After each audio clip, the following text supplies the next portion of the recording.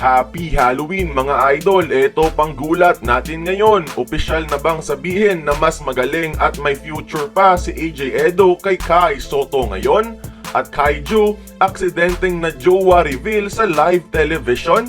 Pero bago natin pag-usapan, palike naman ang ating video bilang suporta. Kamusta mga idol? Anong balita? Kung bago ka pa lang dito, i-click mo na ang subscribe at ang notification bell para maging updated ka sa ating mga uploads. Pagkatapos ng World Cup, naging consensus debate na mas magaling na si AJ Edo kumpara sa Twin Tower nitong si Kai Soto. And objectively speaking, base sa performance nila sa Japan B-League, mas reliable numbers ang ginagawa ni Edo.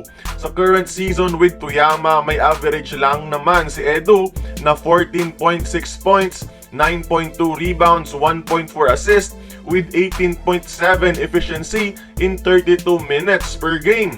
Habang si Kai naman last season ay meron lamang 8.9 points, 6.1 boards, 0.8 blocks in 19 minutes bawat laro. Walang halong subjective approach, base na mismo sa analytics ng dalawa, kayo na ang humusga. At nag-iingay pa rin ngayon ang pangalan ni Kai Soto sa media kahit wala nang masyadong balita sa kanyang basketball career. Dahil ito sa kanyang love life mga idol. Chika minute muna tayo. Simula nang umuwi siya ng bansa ay na-link na siya sa volleyball star na si Fifi Sharma. Palaging magkasama even in public, pero both of them downplays their relationship. Pero after mag-best player of the game ni Fifi recently, mukhang aksidente niyang na-reveal ang love status nila ni Kaiju. At heto ang interview. I would like to greet my siblings back at home. Hello, alam ko nanonood sila.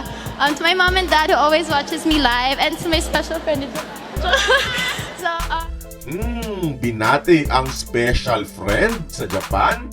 May halong kilig pa yan, mga marites, pasok! Pero in all seriousness mga idol, there's no point in comparing who's better kina AJ at Kai.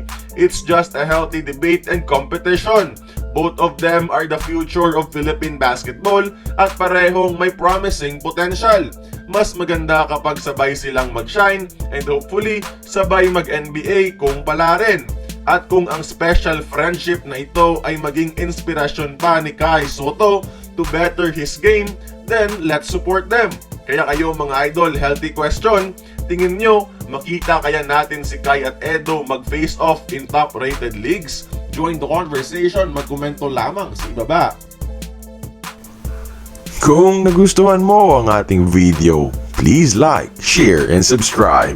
I-follow mo na rin ang ating social media platforms for more exclusive sports content. Until then, this has been Courtside Buckets. See you on the next one.